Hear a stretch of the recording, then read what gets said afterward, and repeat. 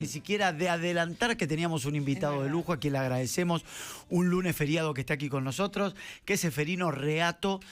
Gracias, Seferino, un placer. Gracias por tenerte, gracias por aceptar la invitación y por venir a charlar un rato con nosotros. Por favor, bienvenido. Gabriel, gracias a vos, a ustedes. Los escucho siempre. ¿Sí? Cuando voy a Gran Hermano y cuando venía de Gran Hermano. Viste que yo estoy en Gran Hermano. Sí. Me encanta el fútbol y ustedes son bien polémicos, ¿no? Decilo, pero sacate el saco, sacate la corbata. Ustedes son muy quilomberos. Bueno, polémico, está bueno ser polémico en el fútbol, ¿viste? Porque hay algunos que dicen que el fútbol es lo más importante de lo menos importante. Claro. Y para mí ocupa un montón de lugar en tema la cultural conversación. tan importante. Claro, es tan lindo. Importante. Pero es linda la polémica, porque tampoco vamos a creer...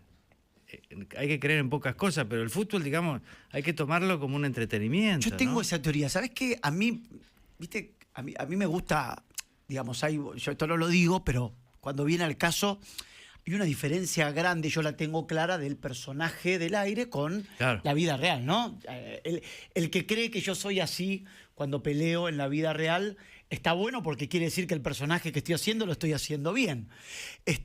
Y me dice mucho, che, ¿por qué no sos en el fútbol de la misma manera que sos cuando hablas de actualidad? Digo, porque con la actualidad no se jode. Porque con la actualidad estás hablando de salud. Claro. Estás hablando de la olla de la gente, entonces no te podés hacer, yo considero, no te podés hacer el loco con esas cosas porque te estás metiendo, uno puede defender su ideología, puede decir esto me gusta, esto no me gusta, pero tenés que tener un límite porque en tu opinión te estás metiendo con la olla de la gente, con la guita de la gente, con el mango de la gente. El fútbol no deja de ser un deporte, el fútbol no deja de ser un entretenimiento. Yo puedo pasar la raya porque la cargada, la no cargada... El buen humor, el mal humor, pero no deja de ser un juego. Y cuando perdemos la esencia de que eso es un juego, ahí estamos listos. Además, nosotros no jugamos al fútbol. En todo caso, son los jugadores, ¿no? El técnico. Pero nosotros estamos afuera, no nos podemos tampoco creer que eso es la vida. Exactamente. Ni pelearnos, ¿viste? Exactamente. Pero viste que hay muchos que creen que es la vida. Claro. El fútbol es la vida y la muerte. No, es lindo verlo como un espectáculo. Exactamente, como un juego, como un deporte, juego. Y como que una después distracción. lo de Boca, por ejemplo, son otros argentinos que están absolutamente equivocados, ¿no? No entienden nada de fútbol. No, pero son otros argentinos, tampoco es para pelearse tanto. Yo lo veo así. A mí me gusta el fútbol, me gusta River. Yo cuando, por ejemplo, me desvelo, raras veces pasa porque duermo un montón, pero yo pienso en jugadas de fútbol, ¿viste? Mirá. ¿Sí? Para mí es muy importante el fútbol. Con mi hermano, por ejemplo, el tema fundamental. ¿Ah, fútbol. sí? ¿La agenda de discusión? Claro. Y no, más que la política, porque uno... Sí, no, la política divide mucho, ¿viste? ¿Más que el fútbol? Sí, yo creo que la política divide demasiado. Y a mí me parece que el fútbol divide, pero por lo menos a mí no me deja de... Mi hermano es mi hermano, mis amigos son mis amigos. Los que piensan distinto es un juego, ¿no? Claro. Y es un juego que juegan otros, además. Escúchame, ¿cuál era la discusión a fin de año? ¿Fútbol, política o Gran Hermano? En la mesa de tu gente. No, Gran Hermano, viste, también genera mucha conversación. El fútbol genera conversación. Gran Hermano, la magia que tiene, que ahí no necesitas pelearte entre nosotros, porque ya la conversación está. Otros programas de televisión para generar conversación en las redes la conductora se tiene que pelear con inventar romance. Acá tenés el show adentro, ¿no? Acá el show está en la casa. Y eso es la magia del formato. A mí es un formato que me encanta, porque además también refleja de alguna manera qué pasa en la Argentina. Y fíjate que cada Gran Hermano está siendo distinto, ¿viste? Y vamos a ver cómo es este. Y yo no sé por qué estoy hablando de Gran Hermano, pero es algo que todos me preguntan. Me encanta, además. Porque yo voy a algún lugar y me preguntan, che, ¿cómo va a estar Gran Hermano? Y yo no sé nada, le digo, si el casting lo hace la producción. ¿No? Pero ¿cómo? Pero pará, hay una pregunta que es la del millón. Vos sos un periodista de actualidad, trascendiste por la escritura de tus libros. Vamos a hablar de tu libro en un rato, no es el primero, son muchos. Digo, sos un periodista de los que de los que marca agenda. Ahora, es extraño cuando alguien... yo, digamos, te conozco, pero no es la primera vez que interactuamos y hablamos, digo, ¿qué hace este tipo acá? Digo, ¿cómo te convencieron o cómo aceptaste para llegar a Gran Hermano? Y no sé si la palabra es exponerte, pero analizar una situación cotidiana de muchachos que por ahí le están buscando un significado a la vida. Claro, a mí me llamó Santiago del Moro, yo había trabajado con él en Intratables mucho tiempo, Claro. me cae muy bien, y me dijo que en ese formato, que es un formato universal, siempre hay uno en el panel que no es del palo, que no es del mundo del espectáculo, ¿viste? Que no sabe. Yo le digo, mira, yo nunca vi el programa. Bueno, es que queremos una persona que nunca haya visto el programa para que dé una mirada original. Yo le digo, y a mí me gusta, y yo creo que sí, porque vos me dices, vos tenés humor, vos sos rápido, digamos, no necesitas libreto. Me parece que te vas a sentir cómodo. Además, yo no te ofrecería algo que no sé que vas a rendir bien. Así que yo tomé la idea enseguida, le pregunté a mi mujer y mi mujer me dijo, no, no. Porque mi mujer ella tiene el no a flor de piel, ¿no?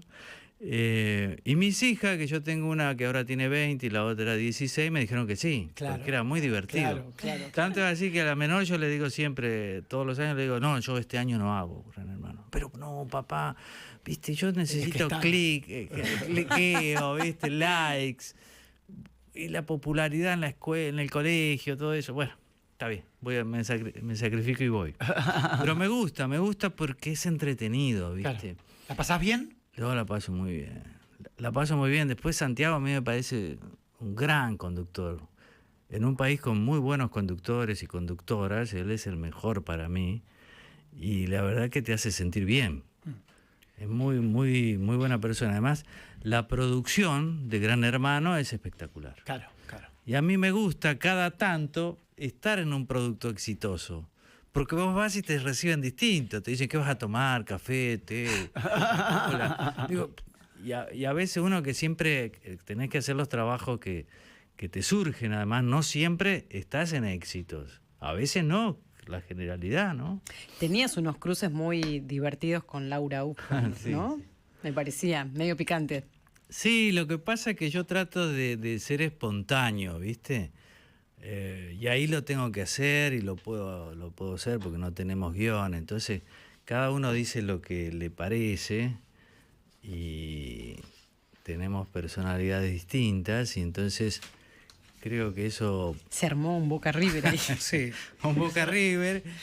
Y a mí me gustan esos cruces porque, viste, los cruces son que a veces ganás y a veces perdés. Claro.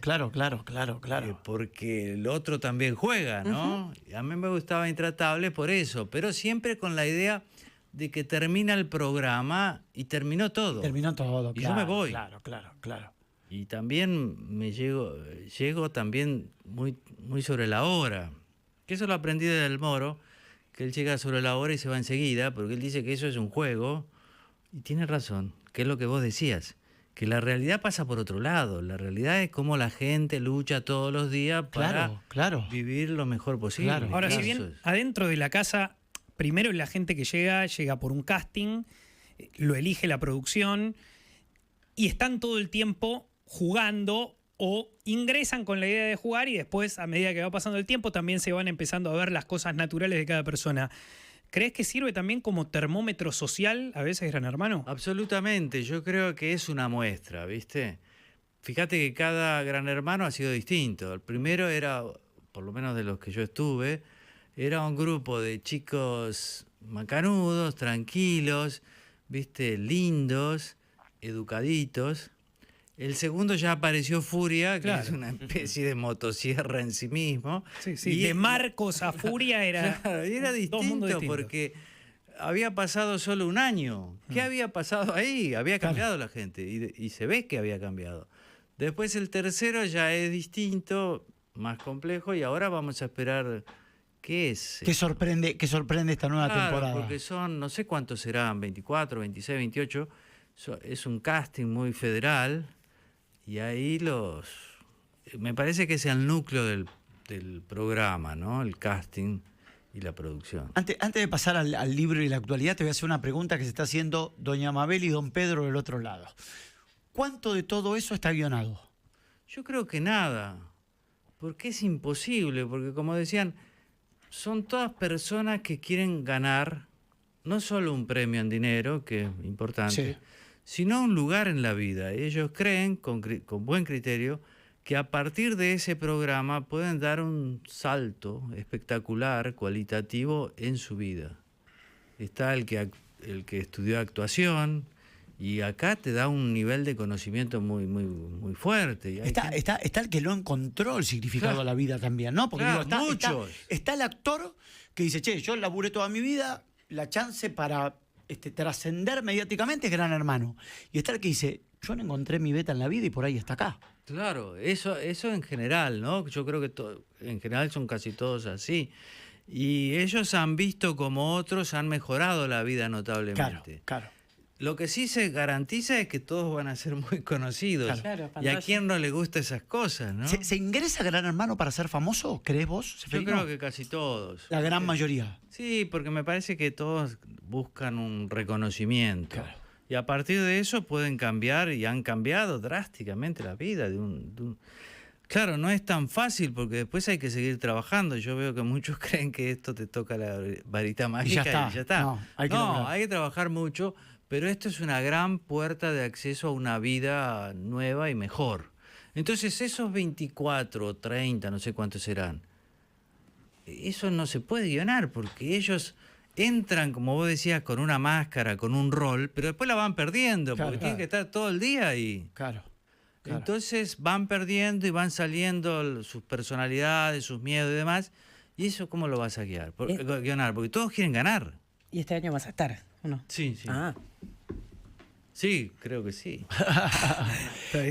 Antes de Mirá si estoy hablando de todo esto y no Chau. No, No me gustaba, una porquería. antes de entrar a Pax Menemista, que es tu último libro. ¿Libro número? 12. 12. Sí. Bastante, ¿no? ¿Te gusta escribir? Mirá, del periodismo, viste que uno tiene que hacer varias cosas. Hoy hay muchos formatos, afortunadamente. Lo que más me gusta es escribir a mí. Sí. Sí, porque es un momento que yo... Vos arrancaste en Clarín, ¿no? Digamos, vos arrancaste Sí, como yo pluma. En realidad arranqué en una revista, en un semanario y una revista agropecuaria, Ajá. hace mucho tiempo, del cooperativismo agropecuario, pero eso fue hace mucho y después hice una beca que en aquel momento organizaba la UCA y Clarín y luego entré a Clarín, sí. Claro. Y ahí empecé. Fuiste jefe de redacción, me parece. No, para nada. Yo ahí fui solo un redactor. Ah, Estuve 6 años y aprendí mucho porque tuve grandes jefes ahí, por ejemplo, Ricardo Roa, claro. Julio Blanc, Jorge Greco, Tabaré Areas, grandes jefes. Y también Eduardo Van der Koy y Ricardo Kirchhoff. Claro. Y ellos han sido grandes periodistas y la verdad que era un momento de oro de Clarín. Ahora también Sí, hace sí, un sí, muy sí. buen diario, pero en esa época el diario vendía los domingos 1.200.000 Claro. ejemplares. Y la verdad que fueron 6 años que yo siempre recuerdo, sí. ¿Cómo le ves a la Argentina? ¿Cómo la estás viendo? ¿Cómo estás viendo este proceso? Yo creo que hay, no sé si para bien o para mal, yo tengo mi opinión, no quiero influir en la tuya. Yo creo que es un proceso de cambio muy fuerte. Algunos Yo dirán creo que es que- bueno, algunos dirán que es malo. ¿Qué análisis haces? Yo creo que sí, que es un proceso de cambio muy fuerte. Creo que hay un sector de la sociedad que está muy entusiasmado y que cree que se termina una Argentina, que sería la Argentina peronista. Yo creo que vamos a ver qué sale de esto. Es un momento de incertidumbre también, pero creo que es un proyecto el del presidente Milei muy neto, como hace mucho tiempo que no había. Viste que acá se hablaba siempre de un empate, ¿no?, entre dos Argentinas. Creo que sí, que es un momento de muy, muy neto de cambio, ¿no?, de una redimensión del Estado y a partir del Estado también de las fuerzas políticas afines como el peronismo.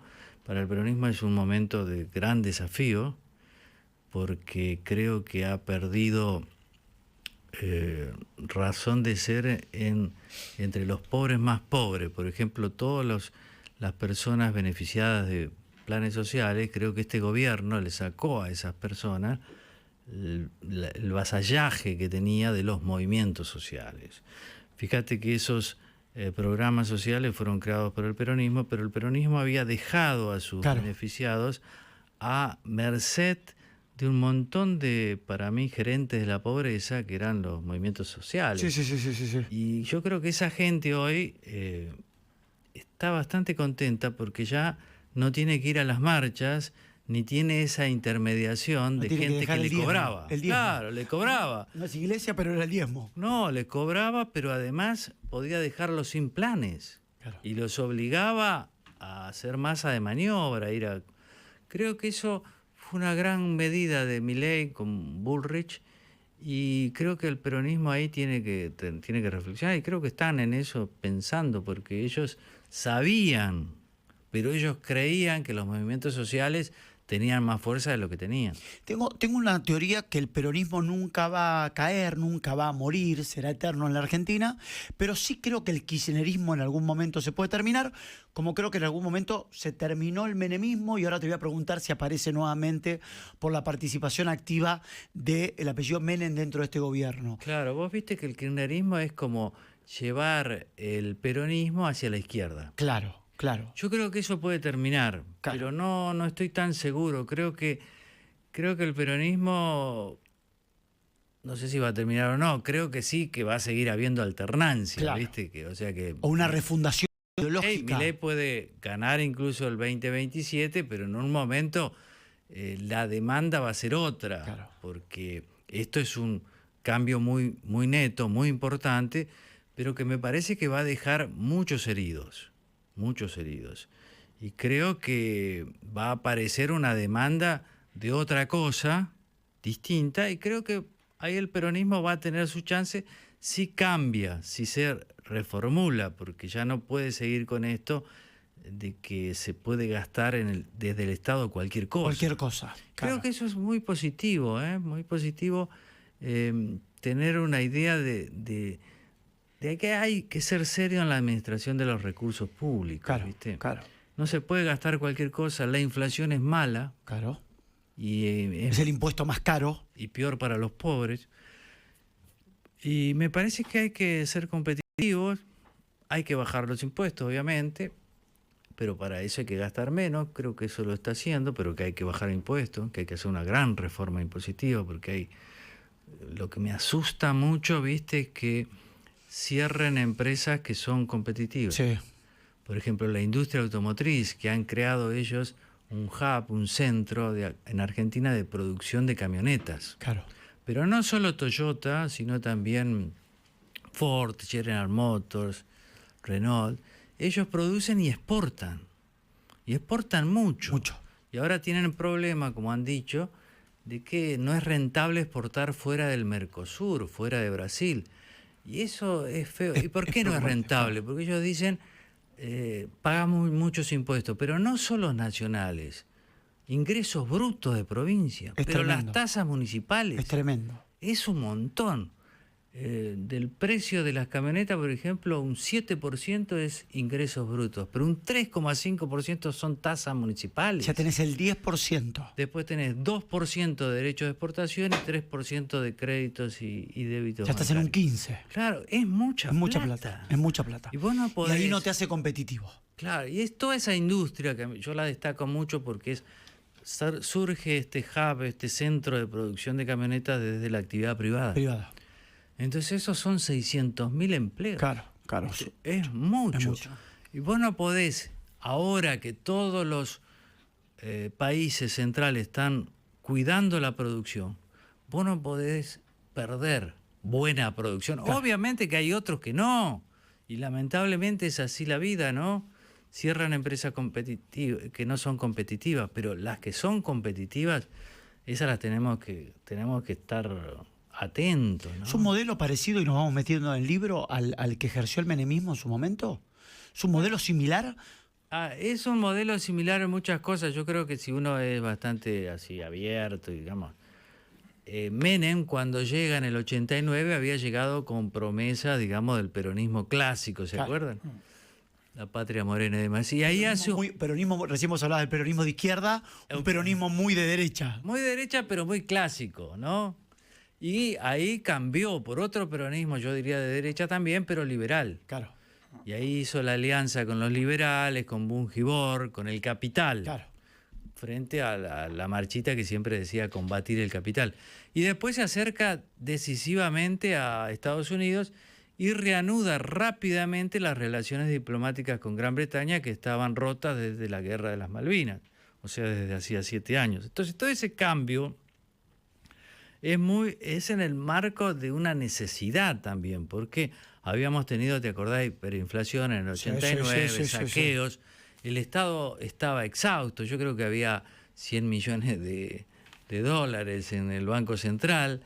Era un país quebrado. Entonces él cambia y además tenía los militares divididos. ¿Te acordás que habían habido rebeliones carapintadas? Sí, 3. claro. El pobre Alfonsín no los pudo reprimir porque los militares estaban enojados por las investigaciones a los militares por las violaciones a los derechos humanos durante la dictadura, durante el último gobierno militar. A partir de ahí llega el indulto, Claro. para de alguna manera evitar una guerra civil medio encubierta, ¿no? Claro, ellos lo que dicen Menem es, bueno, acá... No lo contás en tu libro. Claro, él ahí se encuentra con que tiene quebrado el ejército, o sea, la defensa. Tiene los antiperonistas que estaban desconfiando de él, porque todos tenían mucho miedo de ese caudillo del interior de las pastillas, además, que hablaba.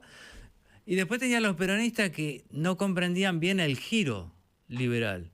Todo ese despelote, entonces él dice, hay que pacificar, hay que reconciliar, y yo a eso le llamo la Pax Menemista, digamos, un intento de generar un periodo de estabilidad, de tranquilidad.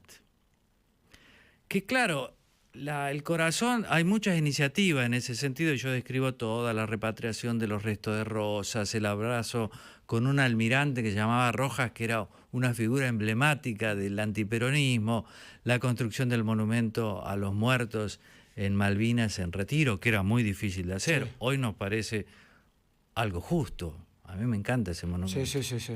Pero en ese momento había gente que estaba en contra. Y los indultos a militares y guerrilleros, porque Alfonsín había propiciado, digamos, los juicios a los militares, pero también a los guerrilleros, porque los guerrilleros habían violado derechos humanos y demás.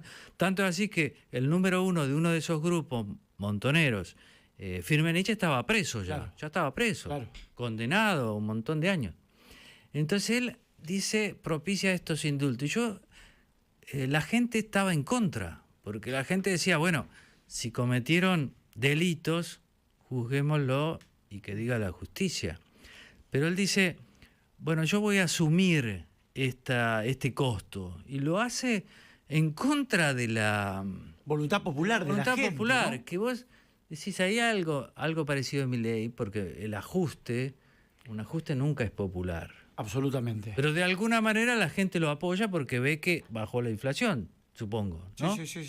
Es un cambio de época. Pero entonces Menem también le hacen marcha y demás, y después al año siguiente gana las elecciones legislativas. Y las gana con unos inventos de él, por ejemplo, Reutemann, gran piloto, ¿no?, de Fórmula 1, en Santa Fe, Palito Ortega, gran Tucumán. cantautor en Tucumán, todos inventos de él, que todos decían, este tipo está loco, y ahí se funda el menemismo. Pero yo creo que la Pax Menemista, esto, es como lo que permite el nacimiento del menemismo. Y yo cuento los indultos, y los indultos uno pensaría que fueron pedidos por los militares, y no, fueron pedidos por los exmontoneros, Claro. que hablan que hubo una guerra civil encubierta. Y me lo cuenta ¿quién? El apoderado de Firmenich, el que negocia con Menem los indultos, que es un empresario muy importante hoy que se llama Mario Montoto, Ajá. que yo le agradezco porque me lo dijo on the record. Es muy importante esto. Él es un empresario en seguridad, defensa, es el presidente de la Cámara de Comercio Argentino-Israelí, una persona importante, muy importante. Pero bueno, que digo, está bien, me gusta eso, porque me parece que a la historia hay que conocerla. Claro, claro. No hay que vivir de relatos, ¿no? O de trascendido, ¿no? O de Porque trascendido. ¿cuál es la realidad? Esta. Y la realidad es la que dicen los actores para mí, los protagonistas, ¿viste? Yo hago el libro, no me importa mucho si quién tiene razón o no. Me importa que los protagonistas digan por qué hicieron lo que hicieron. O sea, la verdad de los hechos. Claro. No juzgarlo, ¿viste? Porque yo no tengo nada Sí, que ver sí, en sí, eso. sí. Contame la historia. Vos después te guardarás tu opinión. Yo me guardo la opinión, pero vos sabés que los libros son maravillosos porque encontrás que los lectores hacen como unas lecturas distintas. Claro. Te dicen, claro, porque usted piensa esto, usted dijo eso. Y por ahí yo no lo había pensado. Y eso es lo mágico de los libros, pero claro, hay que ser respetuoso de los lectores. Ahora, yo no viví esa etapa, conozco como cualquiera de los que no lo vivimos por haber leído, por haber estudiado. Y una pregunta que siempre me hago a esta altura de la historia, donde habían pasado algunos años del golpe, de la vuelta a la democracia, pero no tantos como por ejemplo pasaron hoy, ni muchísimo menos. Digo, pienso en el Nunca Más y fue algunos años antes nomás. ¿Cuánto peso tenían todavía los militares como para influir en el poder? Tenía mucho peso, ¿viste? Porque los carapintadas eran un montón. Y ellos se habían revelado los generales leales, digamos, los nombrados por Alfonsín en los puestos de comando del ejército, no los habían podido reprimir. Y habían pasado solo 7 años, 6 años, claro, menos de 6 años del comienzo de la nueva democracia. Alfonsín fue muy valiente en propiciar el enjuiciamiento de unos y otros. Es la primera vez que eso. Y nadie se lo pedía, además. Claro. O sea, es una valentía importante. Ahora, los militares tenían mucho peso. Vos sabés que yo pienso que entre Alfonsín y Menem desmontaron el poder militar. Sí. En un momento, ¿te acordás, Gabriel? Los militares tenían muchísimo peso por muchas razones. Había servicio militar obligatorio, pero además controlaban muchas empresas, claro, que eran estatales, petroquímica, fábricas militares, un montón de cosas. Entre Alfonsín y Menem, sin estar coordinados, creo, fueron sacándole, digamos, las plumas al poder militar y termina lo que se llama el partido militar, que venía condicionando a la democracia desde 1930. Claro. Imagínate el progreso que es eso. Es la hora distinta, es una hora, en aquel momento, el 89, ya los Estados Unidos tampoco necesitaban de los militares, el peligro comunista había desaparecido, estaba por caer el muro de Berlín. Claro. Los militares ya tenían que estar en los cuarteles y era la hora de la democracia de partidos. En una democracia vos, el presidente que es elegido por el pueblo, tiene que poder mandar a los militares. Alfonsín no lo había podido hacer. Menem después lo hace, pero también sufre un levantamiento, Claro, el 3 claro, de diciembre, que es el último. El último. Pero en aquel momento la gente no sabía si era el último. Claro. Era, por eso te era digo mi que era una pregunta, sí. zozobra importante, ¿eh? Pero además otra cosa. Discúlpame. Sí, sí. En 1989, al principio, en enero, 23 de enero, hubo un ataque guerrillero, ataque a un cuartel en La Tablada. Murió un montón de gente de un lado y del otro. Claro. Digamos, todavía la guerrilla tenía una cierta fuerza. O sea, era un año, 1989, muy, muy difícil. Alguna vez pude charlar con gente muy cercana al expresidente Menem, no sé si lo contarás en tu libro o no, pero me parece pertinente la pregunta, de que hubo mucho poder político que lo apoyó a Menem en los indultos, ¿no? Que le decían, sí, presidente, pero después, públicamente, era todo lo contrario. Claro, porque era una... Mirá, según las encuestas... Era piantavotos. Los indultos, el 70% de la gente estaba en contra. Claro. El 70% es mucho. Muchísimo, Wow. muchísimo. Claro, porque el gesto de Alfonsín había sido de una gran valentía y la verdad que todos queríamos dejar atrás ese pasado de sangre, ¿viste? Claro. Y la justicia es un método para resolver, tal vez el más democrático, el más civilizado.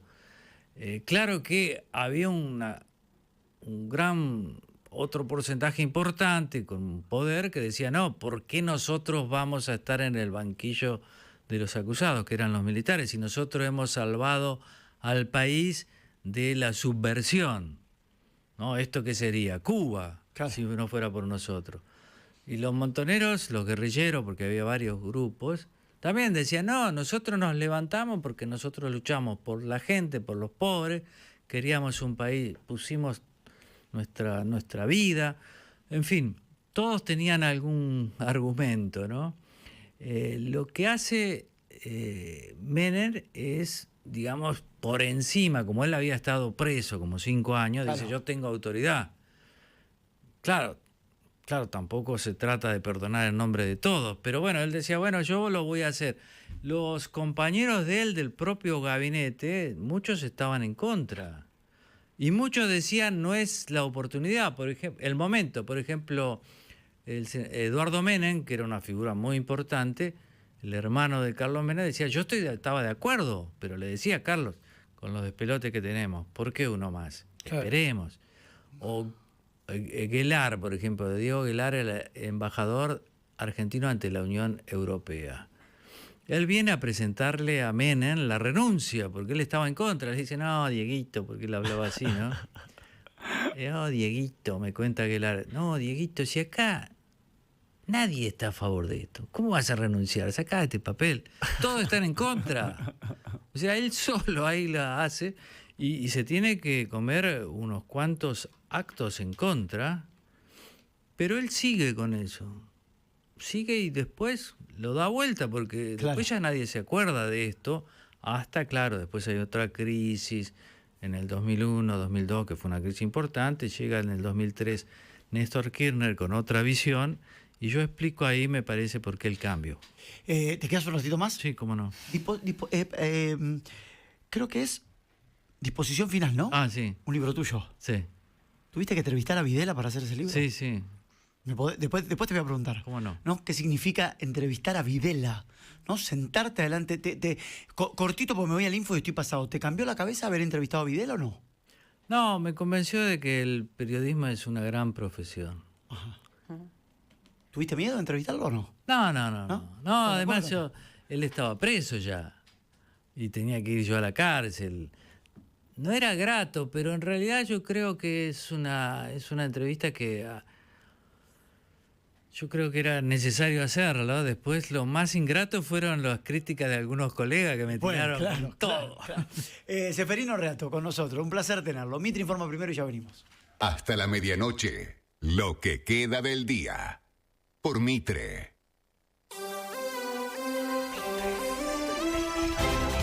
Mitre informa primero. Las noticias más importantes del día cada media hora. Cielo totalmente despejado en Capital Federal y alrededores. La temperatura 23 grados, 1/10.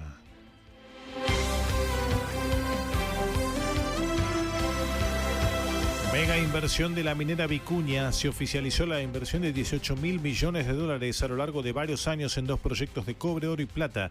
Vicuña, formada por la australiana BHP y la canadiense Lundin Mining, precisó que la inversión inicial en sus proyectos José María y Filo del Sol en San Juan será de $7.000 millones desde 2027 hasta el inicio de la producción previsto para 2030. En un comunicado, la empresa reiteró que espera que Vicuña se ubique entre las 5 principales operaciones de cobre, oro y plata del mundo, con una producción anual promedio durante los primeros 25 años completos de aproximadamente 395.000 toneladas de cobre, 711.000 onzas de oro y 22,2 millones de onzas de plata. Denuncia penal contra el ministro de Desregulación. La presentaron abogados de una agrupación conocida como Reset Republicano. Es por la presunta comisión de los delitos de incumplimiento de deberes de funcionario público y negociaciones incompatibles con la función pública. La presentación también pide que se analice la conducta de María Josefina Rullet, esposa del ministro Federico Sturzenegger, quien se desempeña como directiva de la Asociación Argentina de Cultura Inglesa. El eje de la denuncia es la disposición 21/2026 de la Subsecretaría de Coordinación y Administración Exterior, fechada el 19 de enero de 2026, que adjudicó a la Asociación Argentina de Cultura Inglesa la contratación directa por especialidad número 26033 por un total de 114.044.133. Esto traducido en 114 millones, con opción a prórroga para brindar capacitación en inglés al personal del Ministerio de Relaciones Exteriores, Comercio Internacional y Culto en el marco del Plan Estratégico de Capacitación 2025-2027.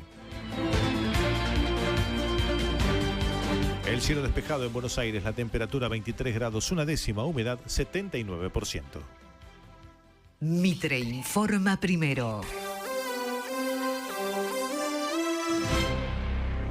Seguí informado todo el día en radiomitre.com.ar.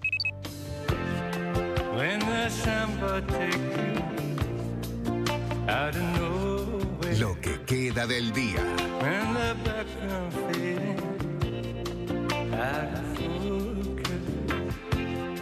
Yes, the picture's changing. 10 de la noche en la República Argentina. Seguimos con Seferino Reato, charlando con nosotros de su nuevo libro, Pax Menemista.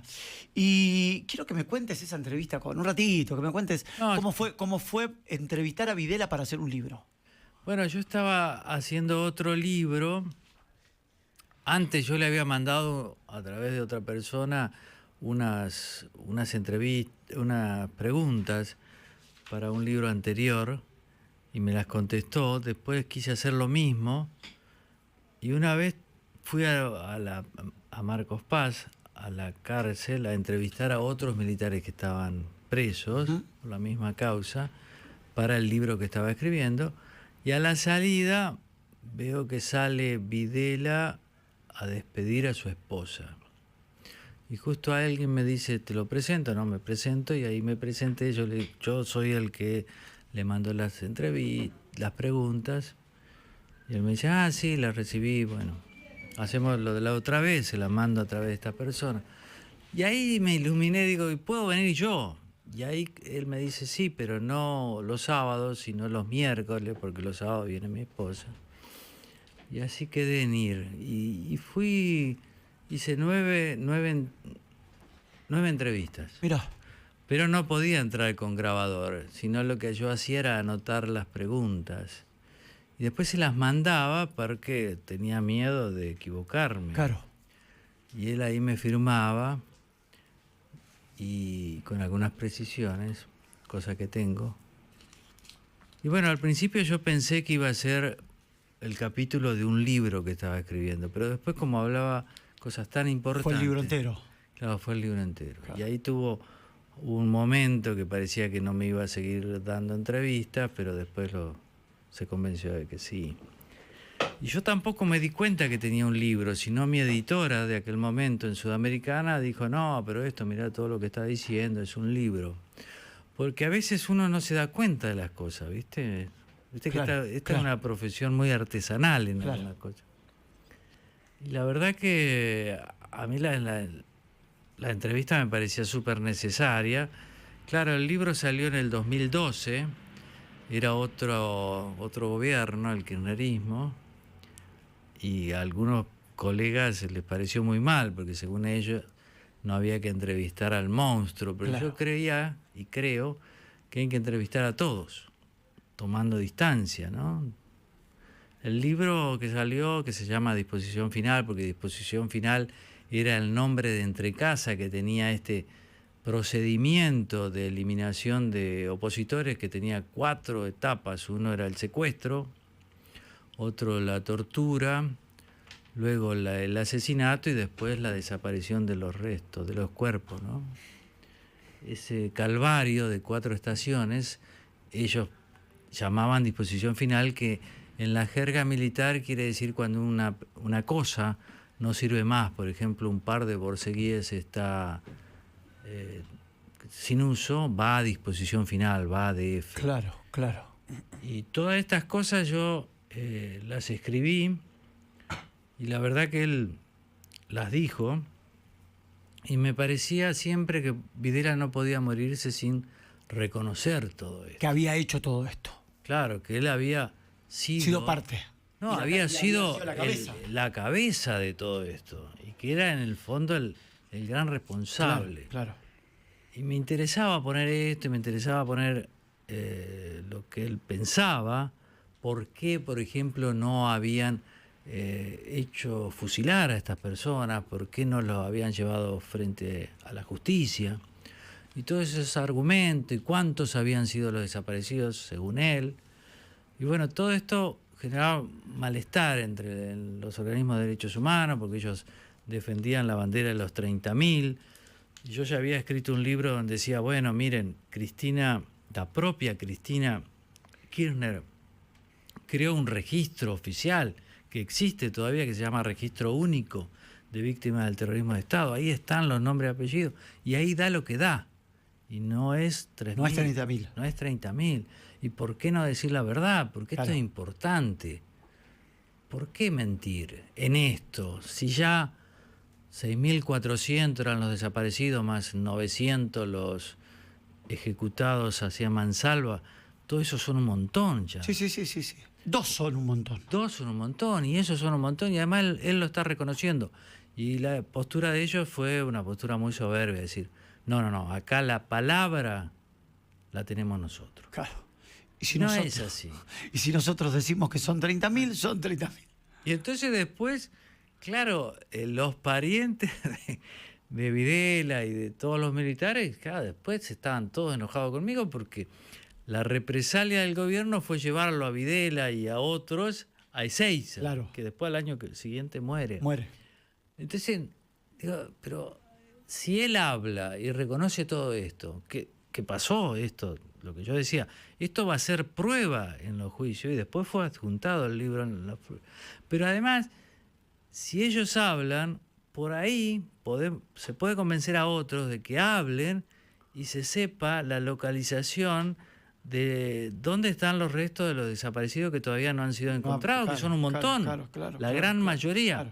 Pero no, ellos estaban en esa situación, ¿no? Era otro momento, había muchos periodistas al servicio del gobierno, Claro. y fueron tremendos. Operación Traviata Sí. habla de la ruptura, bueno, habla del caso Rucci. Rucci. Y la ruptura del peronismo, ¿no? Claro. Yo lo que te quiero preguntar es, esa ruptura, otro peronismo, otros personajes, ¿se puede asemejar a la ruptura o al momento del peronismo de hoy? Digo, con peronismo, kirchnerismo, a ver, conozco por la lectura del libro lo que significó y lo que contaste de tu libro con Rucci y ese momento de lo del peronismo. ¿Crees que se puede trasladar a hoy con lo que pasa con el peronismo hoy o no? Sí, yo creo que el peronismo tiene un problema grande de redefinición de su identidad. Pero además, ¿a quién sirve el peronismo? En un momento, al principio, fue a los obreros, pero después cambió el mundo del trabajo y surgió mucha gente que no tenía trabajo y que tenía que tener planes sociales, y el peronismo pasó a representar a ellos, a este porcentaje grande, pero después dejó de defenderlos porque los tiró, digamos, los puso a merced de estos gerentes de la pobreza. Ahí hay un problema. ¿Qué hacer? ¿Y cuál va a ser la identidad del peronismo? Yo creo que no puede seguir siendo el kirchnerismo, pero bueno, tienen que encontrar una manera de enamorar a sectores sociales del trabajo, Claro. ¿viste? Claro. Pero no solo del trabajo, de la producción. Ellos lo han hecho siempre con la industria, pero por ejemplo con el campo deberían tratar Tener una empatía un de poquito una empatía más. mayor, porque el campo no es el viejo campo de antes, ¿viste? Vos lo conocés bien. El campo es muy progresista, Sí. tiene mucha industria. Ah. Todo lo que es el agroalimento, la agroindustria, eso es mucho trabajo, es mucha gente. Y es mi aliado más importante en lo económico. Yo no puedo estar peleado con mi aliado más Claro. importante a nivel nacional. Pero además, entonces ellos tienen que reformular, y está bien que se tomen un tiempo, porque también lo que pasa es que el no peronismo fracasa cuando llega al gobierno y rápidamente pierde las elecciones. Entonces el peronismo tampoco tiene tiempo de reformularse. No estaría mal para el peronismo tomarse un tiempo fuera del gobierno nacional. ¿Sos de lo que piensan? Viste que hay, se ha instalado que, más allá de cuánto tiempo dure Milei o no, si gana las próximas elecciones o no, pero que los próximos presidentes no van a ser de la clase política dura, de la historia de la política, como que van a venir de afuera o van a ser tipo más un Milei que de la política vieja o antigua. Outsider. Outsider, ¿sí? Eso ¿Cómo se le dicen. llama? Eso dicen, pero yo creo que puede ser en el 2027 con Milei o otro parecido a Milei de otro signo, que hay algunos intentos, como hemos visto, algunos pastores y demás. ¿no? Pero no me parece que no. No, pero puede ser un outsider. Pero yo creo que la política es importante. Y va a volver. ¿Sabes por qué? Porque la política, la buena política, apunta a la creación de un ambiente común, de una casa común. Y yo creo que Argentina va a progresar el día que dejemos de pelearnos entre nosotros, que encontremos algo que nos haga, digamos, ser el gran país que somos. ¿Te acordás? Había un presidente en Uruguay, Mujica, que hablaba muy llano y él decía que el problema de los argentinos es que ustedes tienen que quererse más. Y yo hablo de eso en este libro, en el último, del odio, ¿no? Que es una ley casi histórica, según descubierta por Joaquín B. González allá en 1910. Propia nuestra también. Propia nuestra, Propia ¿viste? nuestra. Y yo creo, leyendo después lo que fue la Pax Romana, además, que fue 200 años, algo muy serio, ¿no?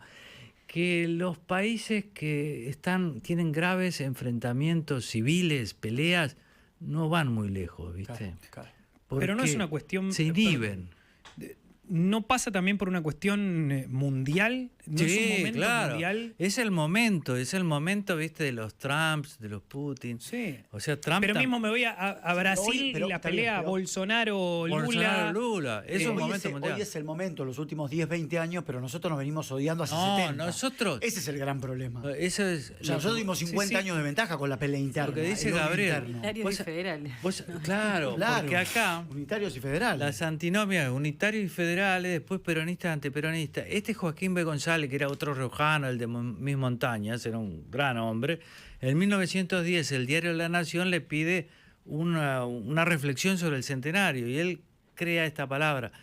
La Argentina, la única ley histórica es la ley del odio.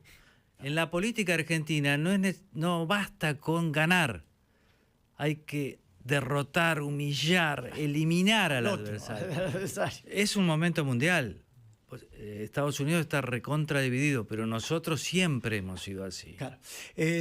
Seferino, agradecerte por haber venido. La No, verdad por que favor. me encantó, pero tenés libros que son maravillosos, por lo menos a quien los leímos. Yo no terminé, estoy con Pax Menemista, pero no lo terminé porque me declaro menemista.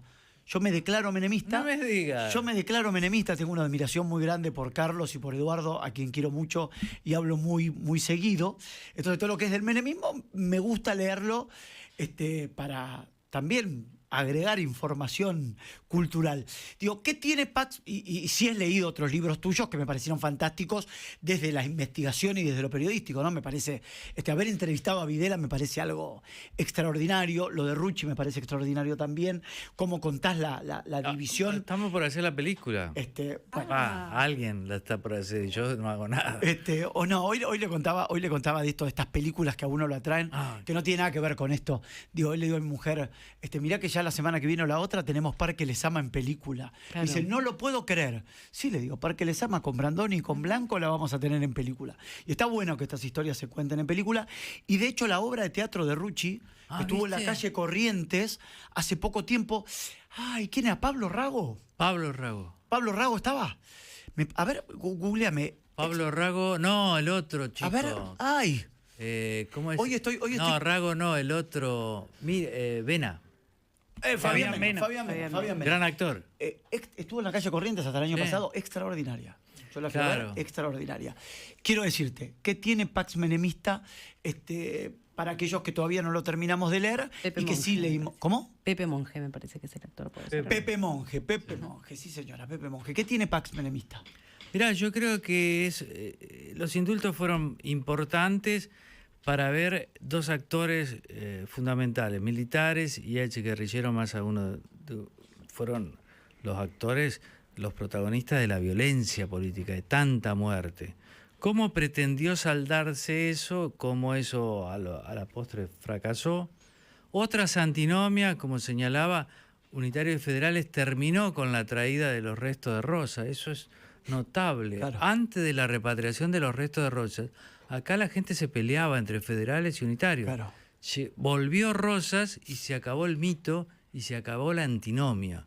Fue reemplazada por otra que era muy importante, peronista, Peronistas, antiperonista. antiperonistas. Pero quiero decir, es una reflexión sobre el pasado reciente, creo que sobre las causas del odio también, Claro. y sobre la cantidad de energía que se pierde odiando. Claro. Por ejemplo, los Carapintadas. Yo entrevisté a varios porque me interesaba bien la rebelión del 3 de diciembre, la última. Yo había hablado con Balsa y Balsa escribió varios libros, que fue el general, digamos, que los combatió. Claro. Martín Balsa, eso lo tenía bastante bien. Pero los Carapintadas me interesaba ver qué pensaban. Yo a lo último entrevisté a varios, le digo, la verdad que ustedes me caen simpáticos, pero lo que yo no entiendo es por qué perdieron toda la profesión, la vida militar, por esto. Claro. ¿Viste? Uno pierde tantas energías odiando, que me parece que hay que pensar que tenemos que tirar para adelante con temas importantes. Por ejemplo, la lucha contra la inflación es un gran tema, Sí. la lucha contra la pobreza es otra, el progreso es un gran tema, Sí. favorecer todo lo que nos lleve para adelante. Son grandes temas eso, ¿no? Sí, sin duda. Seferino, si no indultaba Menem, ¿se venía una guerra civil en Argentina?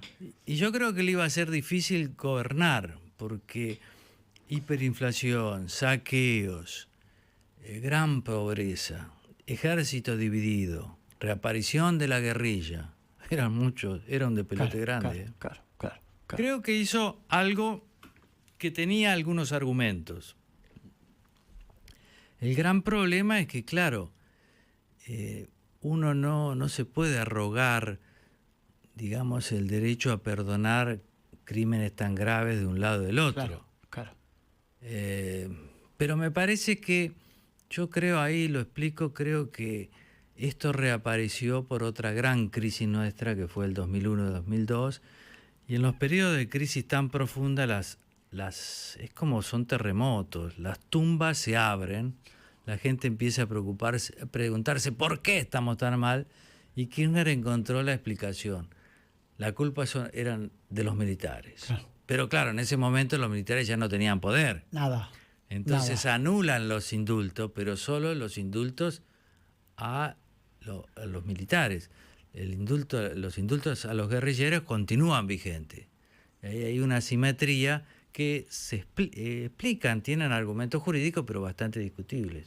Gracias, Seferino. Un placer haberte tenido. Gracias, Gabriel. Muchísimas gracias. Seferino Reato, de Gran Hermano a la historia argentina. Es un buen paso. Gracias.